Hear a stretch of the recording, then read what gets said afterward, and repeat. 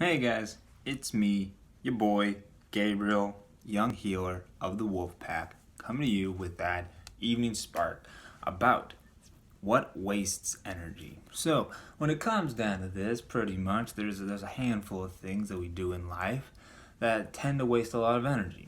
And I think what we can do is walk through the things that waste energy, and then after each thing, give a opposite thought of the Holy Spirit that then helps rectify that.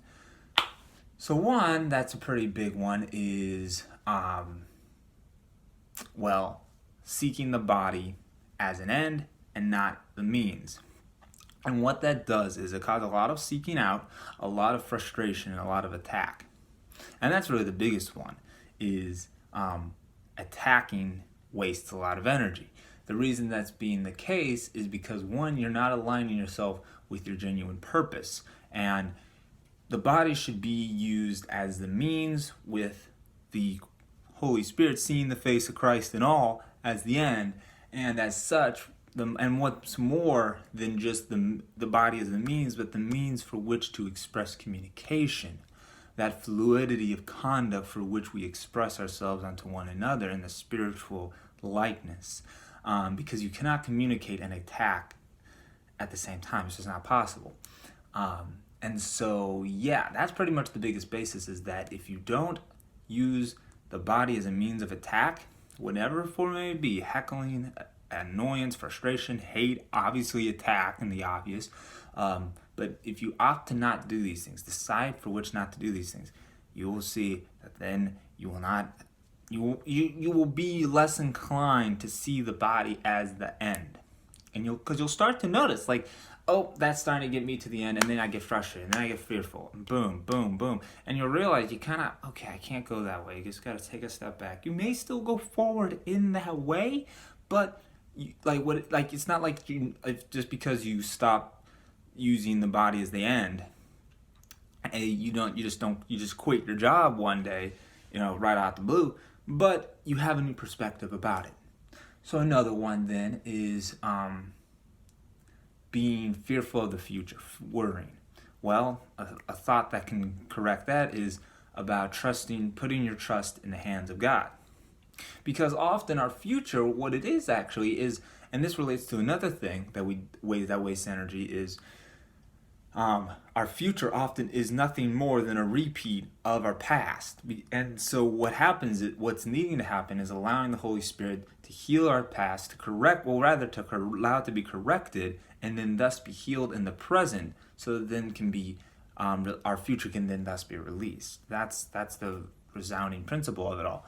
So what we can do for that is to not condemn the present or judge it. So by doing away with judgment and condemnation upon the present, on each other, that's going to allow your past to be healed. And often the things that the reason you condemn and judge a person by are things that have happened to you in the past. Especially, and a lot of times sometimes it's because of that individual person, and other times it's because of just things in the past. And now you're you're kind of not allowing them to have their be expressed freely. You're saying, well, these kind of people did this to me in the past.